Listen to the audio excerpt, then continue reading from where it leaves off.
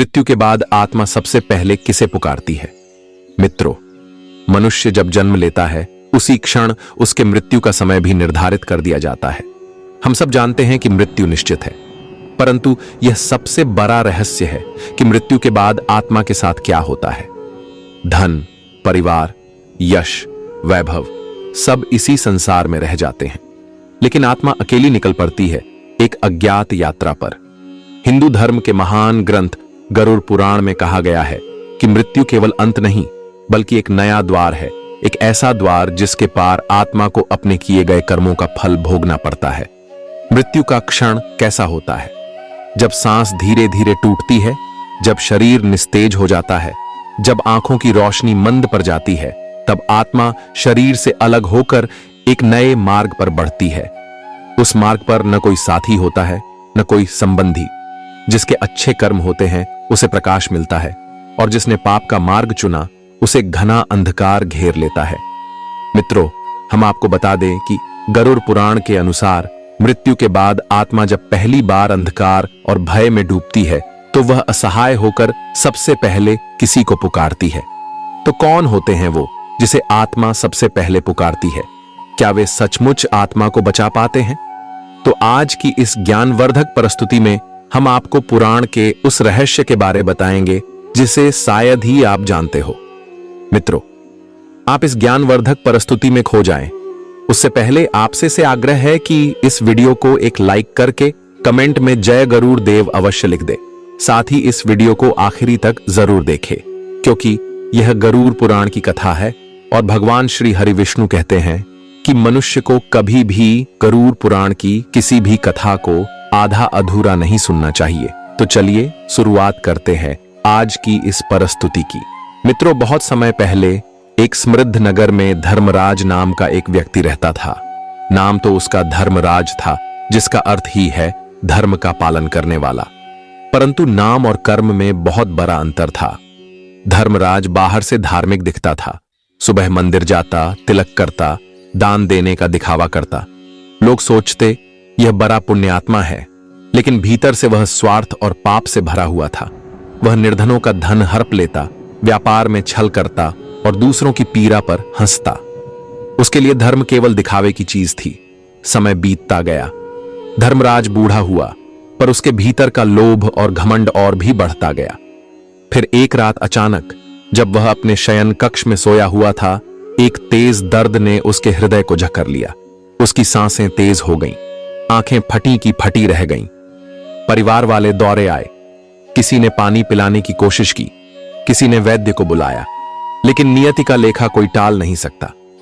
कुछ ही पलों में उसकी सांसें टूट गईं, उसकी आंखें खुली रह गईं और शरीर निस्तेज होकर बिस्तर पर ढह गया। मित्रों, उसी क्षण धर्मराज ने देखा उसका शरीर तो बिस्तर पर पड़ा है और चारों ओर परिजन विलाप कर रहे हैं, परंतु वह स्वयं अब उस शरीर से अलग खड़ा है। उसने चिल्लाकर कहा, मैं यहां हूं, देखो मैं जीवित हूं। पर कोई उसे सुन नहीं रहा था। धीरे धीरे उसे एहसास हुआ कि अब वह शरीर से अलग हो चुका है। यही थी मृत्यु। अब उसकी वास्तविक यात्रा आरंभ होने वाली थी, एक ऐसी यात्रा जिसमें धन साथ नहीं जाएगा, परिवार साथ नहीं जाएगा, सिर्फ उसके कर्म ही उसके साथी बनेंगे। मित्रों, यहीं से शुरू होता है मृत्यु के बाद आत्मा का पहला अनुभव। धर्मदत्त की आत्मा अब शरीर से अलग हो चुकी थी। उसने चारों ओर देखा, परिवारजन रो रहे थे, पत्नी विलाप कर रही थी, पर कोई उसे देख नहीं पा रहा था, कोई उसकी आवाज नहीं सुन पा रहा था। वह चिल्ला चिल्ला कर बोल रहा था, मैं यहां हूं, मुझे देखो, मैं मरा नहीं हूं। लेकिन उसकी आवाज केवल शून्य में गूंज कर खो जाती। धीरे धीरे उसके चारों ओर का वातावरण बदलने लगा। जहां अभी तक घर का शोरगुल था, वहां अचानक गहरा अंधकार छा गया। उसके पैरों के नीचे जमीन गायब हो गई। वह शून्य में लटकता हुआ महसूस करने लगा। चारों ओर काली हवाएं बहने लगीं। कभी किसी अज्ञात प्राणी की हंसी सुनाई देती, तो कभी किसी के रोने की करुण पुकार। आत्मा यह सब सुनकर कांप उठी। उसने डरकर कहा, यह कैसा स्थान है? मैं कहां आ गया हूं? जैसे जैसे आत्मा आगे बढ़ी, अंधकार और गहरा होता गया। कभी उसे लगता कोई उसका पीछा कर रहा है, कभी लगता कोई उसे पकड़ने वाला है। उसका दिल तेजी से धड़क रहा था, पर यह कोई साधारण धड़कन नहीं थी, यह आत्मा का भय था। आसपास की हवाएं मानो उसे खींच रही थीं, कभी गरजती, कभी कराहती, कभी हंसती। वह पूरी तरह अकेला था। मित्रों, अंधकार के बीच कांपती हुई आत्मा अचानक रुक गई।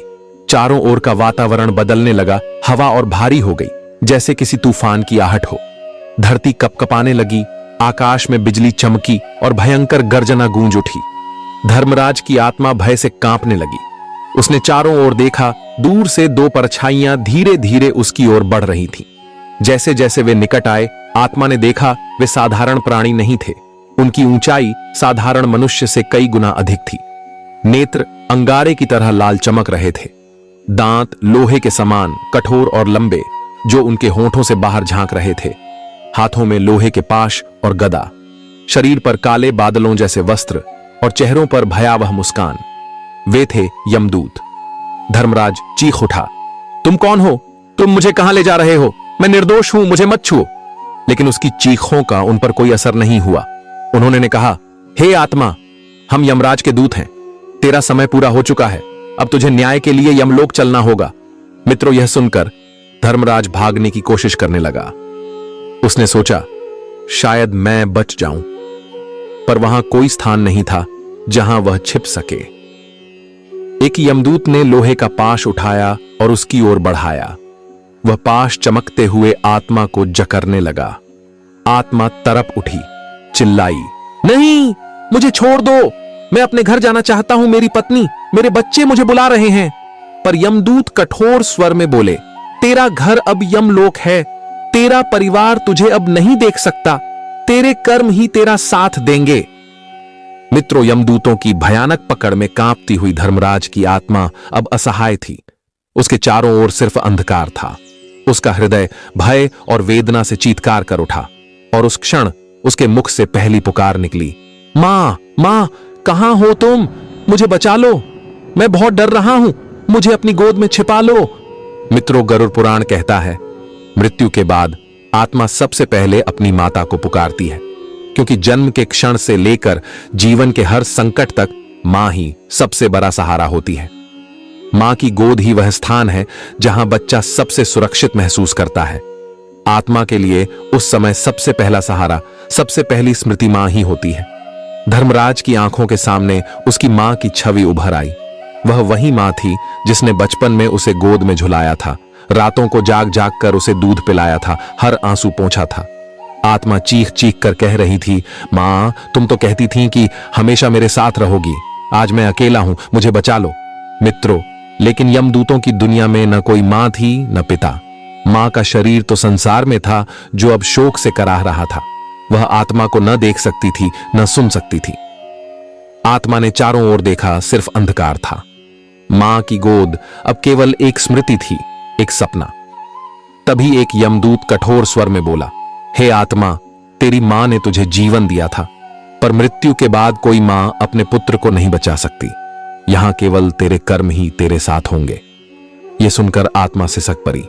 उसके आंसू अब अदृश्य थे, पर पीड़ा अपार थी। उसका मन और भी बेचैन हो उठा। अगर मां भी मेरी मदद नहीं कर सकती तो अब मुझे कौन बचाएगा? मां को पुकारने के बाद जब आत्मा को कोई उत्तर ना मिला, तब उसका भय और भी बढ़ गया। हृदय कांप उठा और मन ने अगला सहारा खोजा, वह सहारा जिसने जीवन भर उसे संभाला था, जिसके कंधे पर बैठकर उसने बचपन देखा था, जिसके संरक्षण में उसने संसार को पहचाना था। उसकी आंखों के सामने पिता की छवि उभर आई।